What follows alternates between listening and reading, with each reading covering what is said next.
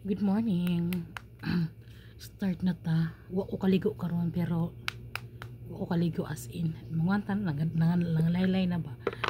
Nanghugas ra ko. Yes, hindi ko nagaligo everyday kaya akong buhok mga lagas. Tapos namutang puta sa atong ilok kay para di punta man ni maho. Di pug ko man ni maho ani. Kasi niya sige na kukuan-kuan ni pati na akong baho ang ilok. O di ba? Kumusta mo dira sa Sabado ni Gloria na? Kumusta? So, ang butang ta, og cream sa to ang naong. Dili siya ka ano, basilin lang siya.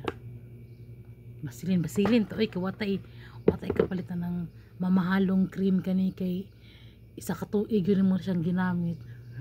Gamit na ako is, Vaseline with baby oil. Yes, nindot siya, mag-oily imong nawong. Tapos basta nindot siya gamiton kay dili kalas og mantika. pwede na ka magprito ginamos diri sa akong agtang or sa akong face. Excuse. Yes, pwede na kayo kay mantikaon naman kay ni siya. Guwapa kay ko sa camera pero dito sa akong samin makatawa na lang ko dito sa akong samin. Kaya original dyan din ako sa amin na wala binifilter sa amin. Haggard kayo din sa amin. Haggard kayo din sa amin. Dahil ubo noon ko. Yes.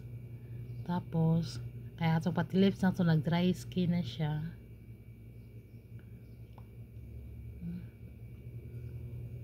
Muna yung kiingon nga pauli na kay pati na dyan mong ugaha pati nga bilin mo uga na kaayo.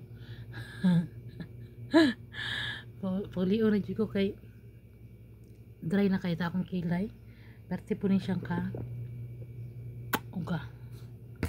Tapos yes, asa man to butangan na to atong brushan para matanggal lang kato kining yang murag kato ko yung dry skin.